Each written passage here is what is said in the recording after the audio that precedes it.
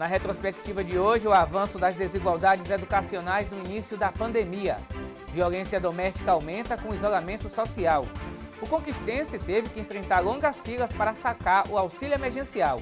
E em 2020, a UESB-FM celebrou 10 anos. Hoje é segunda-feira, 28 de dezembro, o UESB Notícias começa agora.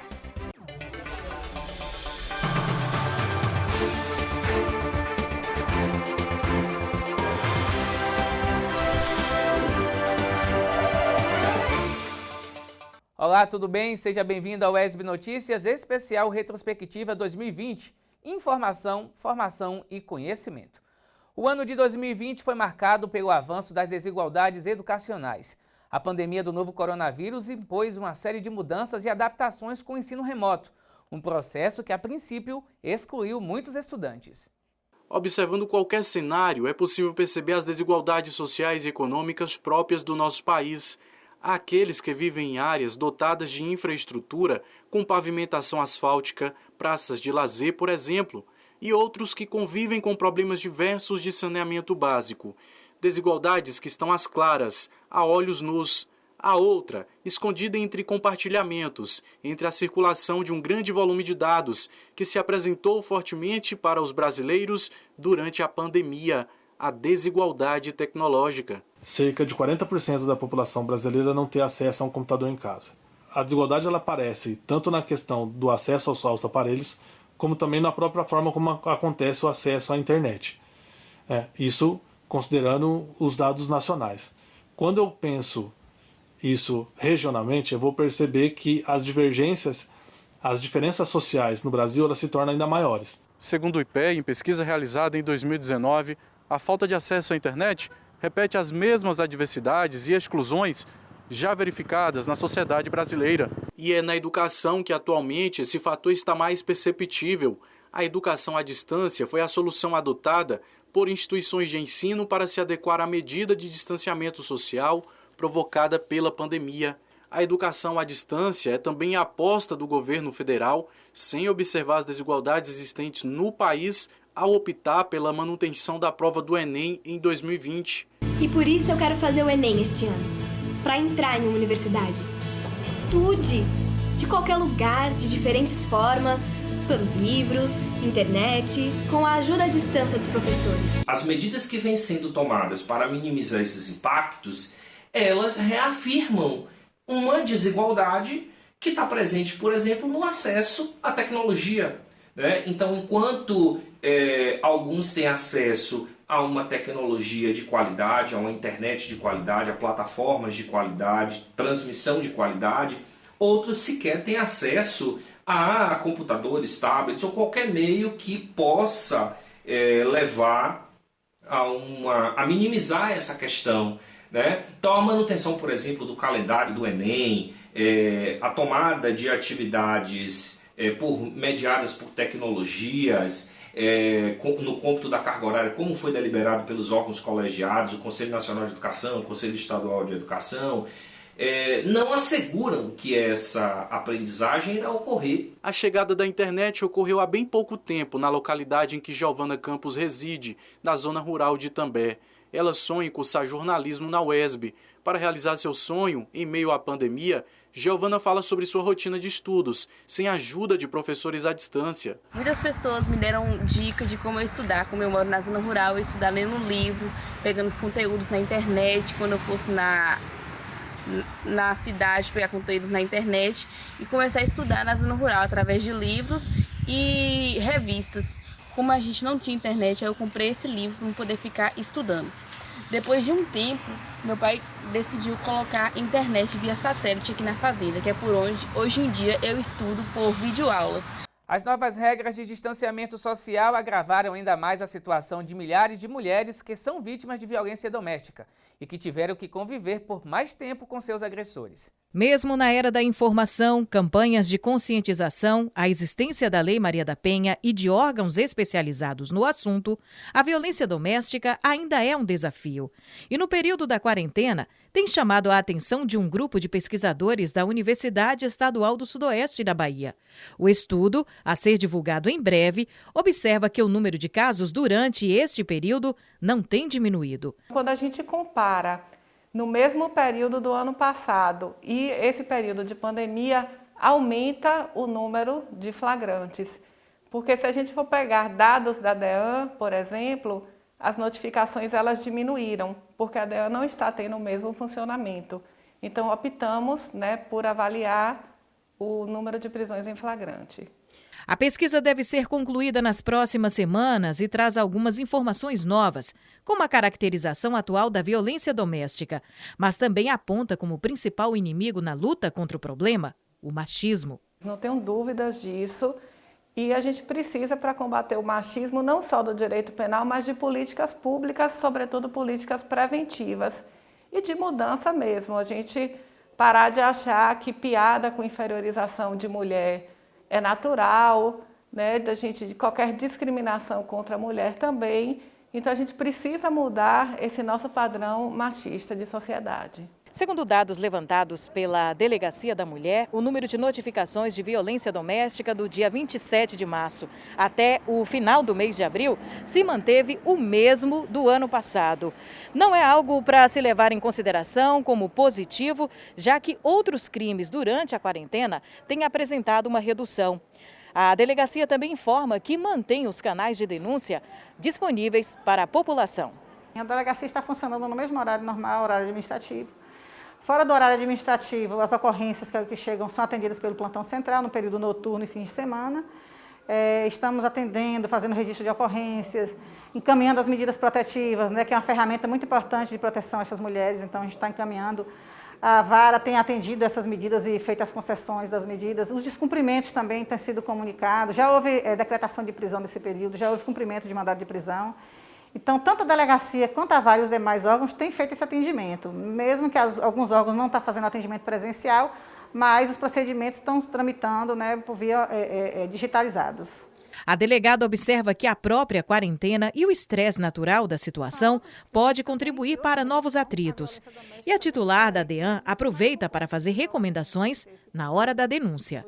A gente recomenda que, se o crime estiver ocorrendo naquele momento, a iniciativa logo inicial deve ser ligar para a Central Centro Integrado de Comunicação, o 190, para que seja enviada uma viatura até o local e evitar até que às vezes ocorra uma situação mais grave, No caso de não estar nessa situação de flagrância, a pessoa pode procurar a delegacia para fazer o seu registro de ocorrência. Aqui também a gente tem um telefone 3425-8349 da delegacia também. E se a pessoa quer fazer uma denúncia, ou seja, alguém que sabe da situação e não quer se identificar, ou a própria vítima quer fazer uma denúncia sem identificar que é ela que está fazendo a comunicação, ela pode ligar para o Disque Denúncia, Disque 180, e essa denúncia vai ser encaminhada para que a gente apure esse fato. E durante os meses em que o auxílio emergencial chegou como aporte financeiro para milhares de brasileiros desempregados e os chamados invisíveis, muitos tiveram que enfrentar longas filas para conseguir o benefício. De acordo com o governo federal, desde a última sexta-feira, mais de 11 milhões de pessoas receberam pagamento do auxílio emergencial. Foram cerca de 7 bilhões de reais liberados para os beneficiários do Bolsa Família, inscritos no CadÚnico ou para aqueles que se inscreveram através do aplicativo de celular. Em Conquista, beneficiados pelo auxílio têm formado filas em frente às agências da Caixa Econômica Federal, sem ao menos observar as recomendações de distanciamento social. A Caixa Econômica Federal informa que não há necessidade das pessoas saírem de suas casas em busca de atendimento nas agências, já que todo o procedimento é 100% digital, desde o cadastro até o recebimento do benefício e a movimentação do recurso. Pode solicitar o benefício o cidadão maior de 18 anos que atenda a todos os seguintes requisitos: que esteja desempregado ou exerça atividade na condição de microempreendedor individual, MEI, contribuinte individual da Previdência Social, trabalhador informal, pertencente à família cuja renda mensal por pessoa não ultrapasse meio salário mínimo, R$ 522,50, ou cuja renda familiar total seja de até 3 salários mínimos, R$ 3.135. Para ter acesso ao auxílio, o cidadão que não recebe o Bolsa Família ou não está inscrito no CadÚnico do governo federal precisa se cadastrar através do aplicativo do auxílio emergencial e inserir informações pessoais como nome completo, CPF, data de nascimento e nome da mãe. Agora a previsão do tempo. Veja como ficam o tempo e a temperatura para a Vitória da Conquista e região.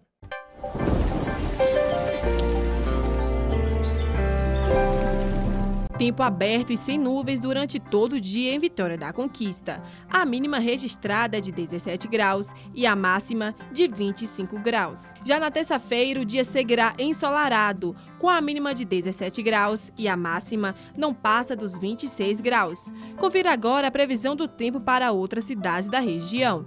Céu sem nuvens durante o dia e a noite em Belo Campo. A mínima é de 17 graus e a máxima de 27 graus. Em Tapetinga, o tempo continua firme, com céu aberto e sem previsão de chuva. Por lá, a temperatura varia entre 17 e 31 graus. Céu sem nuvens e o tempo segue aberto em Jequié. A menor temperatura é de 17 graus e a maior de 32 graus. No próximo bloco, a situação da classe artística que teve que se reinventar durante a pandemia e os 10 anos da UESB-FM. Nós voltamos já.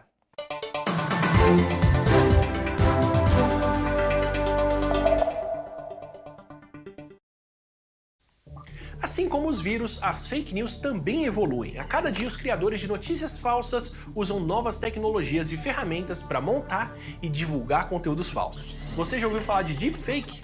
É uma ferramenta que se utiliza de sons e movimentos para criar vídeos falsos, além do que a edição já permitia.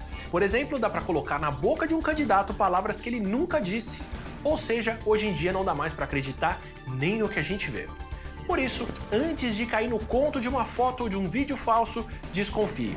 Procure informações sobre o assunto em fontes oficiais, pesquise nos sites jornalísticos e de checagem de notícias e só compartilhe aquilo que você tem certeza que é verdadeiro. Quem espalha fake news prejudica outras pessoas, a si mesmo e pode estar cometendo um crime. Se for fake news, não transmita. Justiça Eleitoral, a justiça da democracia.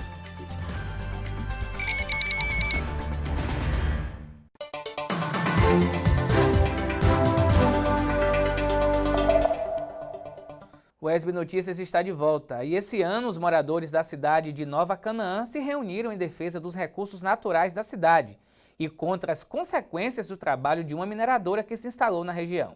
Em 22 de outubro de 2015, a empresa Ilmo Pereira de Oliveira e Cia Limitada solicitou junto à Agência Nacional de Mineração um requerimento para pesquisar uma área no subsolo de Nova Canaã, município que fica a 500 quilômetros de Salvador. Segundo a última estimativa do IBGE, publicada em 2019, a cidade tem pouco mais de 16 mil habitantes. A área requerida, conhecida como Serra da Cebola, no Vale do Gongugi, totaliza 989 hectares e está no distrito de Itajaí, localidade com pouco mais de 1.100 habitantes, distante 23 quilômetros do centro da cidade. Do distrito até a Serra da Cebola, percorremos 10 minutos de carro e mais 3 a pé.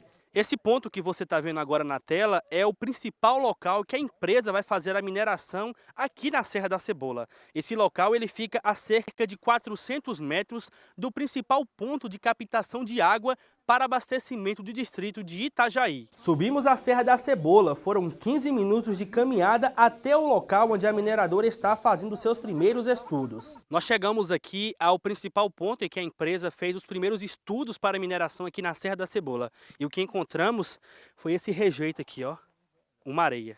E o que a gente vê aqui é essa quantidade grande de rejeito que é comum em minerações desse tipo, né, de extração de quartzito.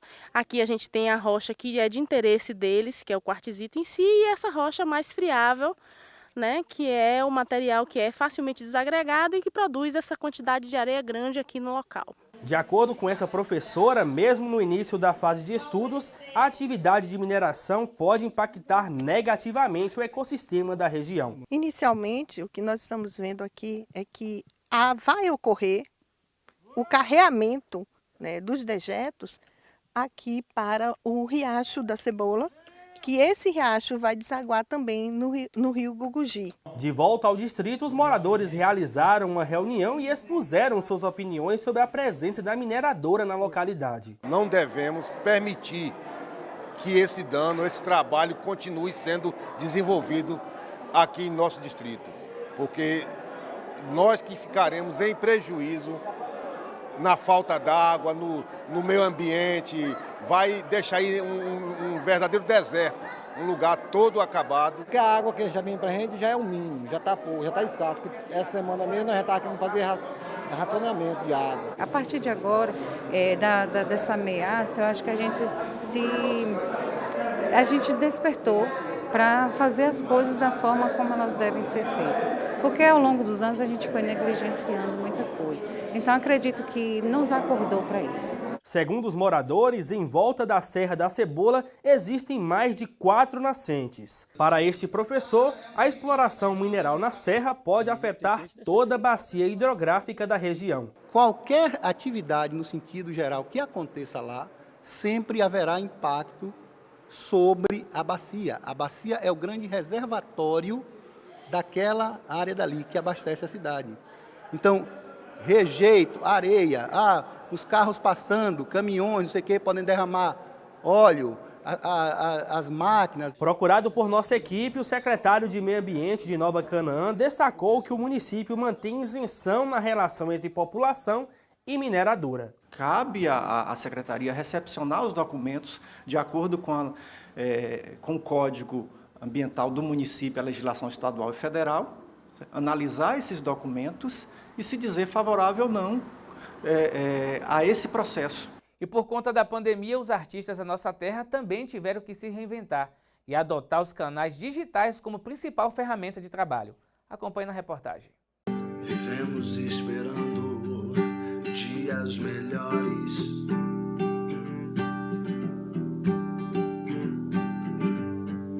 Dias de paz, dias a mais. Dias que não deixaremos para trás. Seja através da música, do teatro, pintura, cinema ou literatura, a classe artística sente os impactos da pandemia da Covid-19. A pandemia e o setor cultural, ele vem sendo muito afetado durante todo esse isolamento que a gente está tendo, né? Não só no país, no Brasil, mas em todo o mundo. O setor cultural acho que foi o primeiro, tenho certeza que foi o primeiro a ser afetado e vai ser o último a voltar às suas atividades normais. Então isso é bastante complicado pra gente. A gente que trabalha com arte, eu que trabalho com música, né? Então é bem complicado. Essas pessoas, muitas delas estão passando fome, estão passando necessidades, estão sem condições de sustentar os seus, porque a economia da cultura, sem sombra de dúvidas, é a primeira que cede, é a primeira que desaba, é a primeira que sofre os efeitos de uma crise da pandemia ou de uma crise financeira, econômica, como a que estamos vendo surgir. Apesar das dificuldades, são os artistas que também se destacam positivamente no cenário de crise. A que tem mais trazido benefício e entretenimento são as lives, né? Tem acontecendo, foi a ferramenta mais positiva assim, que a gente teve, e é através disso que a gente vai se movimentando, recebendo algumas contribuições, doações de alimentos também, e além de tudo isso também levando entretenimento, alegria, diversão para quem está aí. E muitos artistas estão conseguindo, arrecadar muitos alimentos, ajudar outras pessoas, mas nós não podemos nos basear nesses artistas de renome nacional, porque eles já têm um patamar financeiro elevado, eles conseguem fazer um investimento maior, eles conseguem patrocínios, eles têm uma visibilidade maior. É comum a utilização desses recursos como forma de encarar os desafios causados pelo distanciamento social. A arte, ela escapa ao controle da regra do isolamento. Ela encontra formas de expressão que atinja e afete outras pessoas, as emoções umas das outras. Isso nos faz vivo, isso nos faz acreditar nas inúmeras possibilidades de viver, nas formas mais diversas que temos que construir para substituir o toque, o abraço, a presença, a multidão, a plateia. Não precisa fazer muito esforço, para entender a necessidade da arte e o fato de que a gente não existe sem ela. Então, além de ajudar artistas, sobretudo os artistas locais, né, que a gente puder, vamos, talvez, de repente, quando passar isso tudo, tentar reconhecer, valorizar um pouco mais esses trabalhadores, essas pessoas que canalizam o que a gente sente, o que a gente entende por mundo. Não sabemos quando tudo isso vai acabar. Eventos mundo afora continuam sendo cancelados. Mas uma coisa é certa, assim como os profissionais de saúde, todas as pessoas que produzem arte merecem ser reconhecidas e ajudadas. Muitos artistas têm se queixado da ausência de incentivos. Aqui em Vitória da Conquista, músicos divulgaram carta aberta à Secretaria Municipal de Cultura. Em um dos trechos, a nota diz, abre aspas, é necessário enfatizar que os músicos em nossa cidade estão à míngua, sem amparo algum por parte do poder público e sem ter a quem recorrer para solicitar ajuda, pois estão impossibilitados de exercerem suas atividades laborativas e de qualquer forma precisam se alimentar, sustentar sua família, cumprir com a obrigação de pagamentos aos serviços essenciais, aluguel, dentre outros. Fecha aspas. A carta propõe soluções para o setor. Abre aspas. Estudem a possibilidade de criar algum tipo de programa social com medidas que nos asseguram passar por este momento extremamente difícil de forma digna, pois até o presente momento não vimos nenhum tipo de ação social partindo da Secretaria de Cultura voltada à nossa classe. Fecha aspas. Coletivos e movimentos liderados por alguns artistas estão na luta para ajudar a todos os profissionais que estão impedidos de trabalhar. O Fundo Juntos pela Música é uma iniciativa da União Brasileira de Compositores, em parceria com o serviço de streaming de música, podcast e vídeo Spotify, que está aberta a doações pelo site www.benfeitoria.com/Juntos pela Música. Acho que esse é um tempo que precisamos reverenciar os artistas, reverenciar a arte que tem tornado os nossos dias melhores.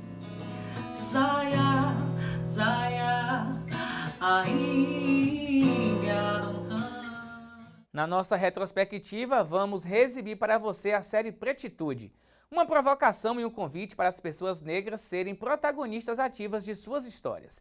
No primeiro episódio, o repórter Mário Ribeiro mostra a representatividade. O que te representa? Quem te representa? Em quem você se espelha? Apesar de serem mais de 55% da população brasileira, negros e negras ainda são minoria em espaços de destaque. Seja na mídia, na política ou em cargos de chefia, homens e mulheres negras tiveram suas habilidades e inteligência escanteados ao longo da história. Gerações de meninas e meninos pretos cresceram sem verdadeiras referências que lhes mostrassem que é possível sim ocupar espaços e prosperar. Uma realidade que aos poucos vem sendo reescrita. Uma nova história, iniciada a partir de uma palavra bastante sonora e necessária: oportunidade.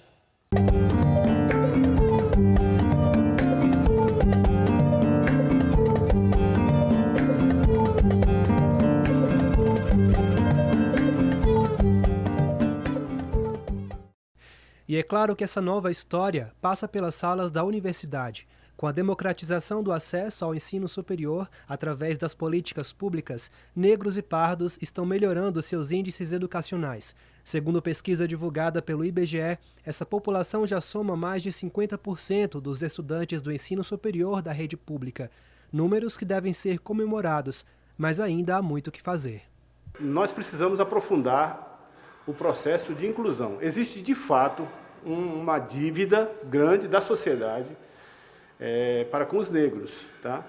Isso impossibilitou que, durante muito tempo, nós tivéssemos negros chegando a cargos de direção. Essa política começou a mudar, mas ainda muito lento. Ainda tem muitos processos que precisam ser implementados, principalmente no sentido de de facilitar o acesso. Tá? Eu vejo como um dos grandes problemas hoje essa questão de depende de onde o indivíduo partiu. Nós precisamos ainda, em termos de política reparatória, exatamente cuidar desse ponto de partida. Nós garantirmos igualdade de condições para a competição. Nós não queremos nenhum tipo de favor, queremos que nos dê as condições ideais para que possamos competir em pé de igualdade. Neste cenário, algumas carreiras seguem sendo representadas por uma maioria branca, como os cursos de medicina, que ainda possuem a menor proporção de estudantes negros. No entanto, a consciência de que a universidade é, de fato, um agente transformador estimula jovens pretos na construção de suas narrativas dentro desses espaços. Ocupar uma cadeira numa escola de medicina, na Universidade Federal, traz sim um impacto e tem um significado muito grande, né? E aí, obviamente, não por ter essa possibilidade de representatividade, né? Mas principalmente para poder dizer e poder contar outras histórias sobre os nossos corpos e trazer outras experiências e trazer outras possibilidades de ser e de ocupar os espaços. Então eu acho que isso é muito representativo, isso significa muito, né? É a gente chegar para acompanhar um atendimento e a mulher que está ali sendo atendida por nós fala, poxa, você me lembra meu neto, o seu cabelo parece muito com o do meu neto. Então eu acho que isso sim é a gente pensar nessas outras experiências sobre os nossos corpos e sobre esse lugar que a gente vem ocupando. Hoje, é possível reconhecer trajetórias pretas, contadas por profissionais negros, nos espaços de visibilidade, como na televisão, capas de revista e até mesmo no cinema. Mas, ainda que a mídia esteja disposta a reparar anos de silenciamento, ter esses profissionais em cargos de destaque na sociedade civil se torna ainda mais representativo. As pessoas negras, as vidas negras, elas querem sim também participar de posições de poder, posições de destaque. E eu acho que essa representatividade, ela acaba por ser muito necessária em uma sociedade em que a gente precisa discutir a discriminação, a seletividade dos sistemas criminais, o olhar sempre enviesado da sociedade em relação às vidas negras. Eu acredito na importância da representatividade em nossos tempos e precisamos se circular em diversos espaços de destaque e liderança que mostram o nosso real desempenho e que mostra que temos a mesma potencialidade que qualquer outra raça, cor, gênero. A representatividade, de fato, é muito importante para que as pessoas possam, de fato, se reconhecerem naquele lugar e querer ocupar cada vez mais os espaços, né? Eu tenho certeza que quando a gente fala sobre representatividade, a gente não pode se ater apenas à mídia, né? Apenas à publicidade. A gente precisa ocupar espaços na medicina, no direito, né? Imagina só como seria o nosso sistema carcerário se tivéssemos mais juízes pretos, né? Julgando cada vez mais essas situações, julgando com mais empatia, com mais imparcialidade. Tão importante quanto ocupar esses espaços é poder, no exercício de sua profissão, reafirmar sua negritude e se reconhecer enquanto potência.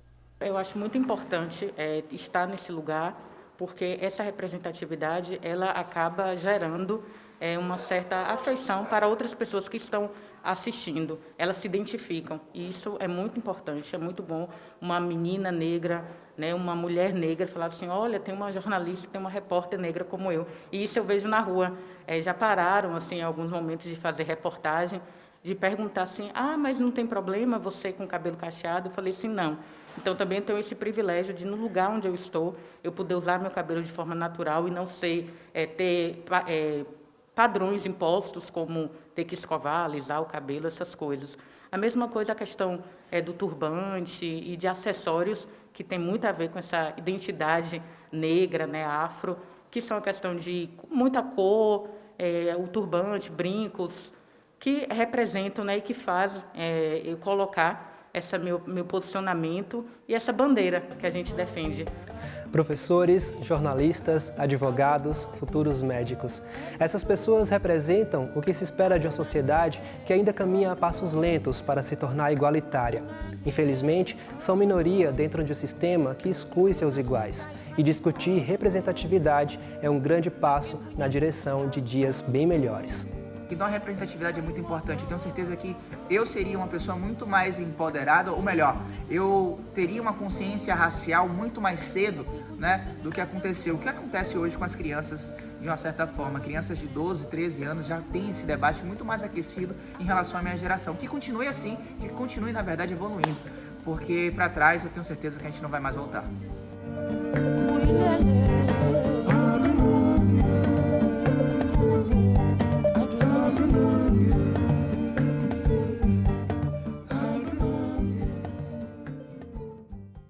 Garantir que a representatividade existe e continue crescendo é fundamental para combater o racismo.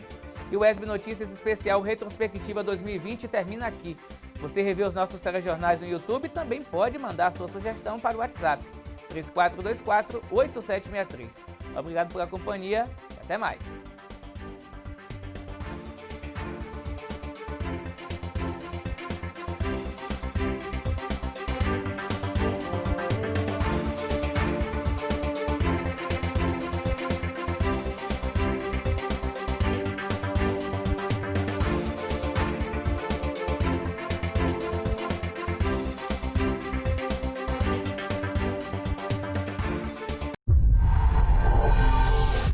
A partir de agora, acompanhe a programação da TVE.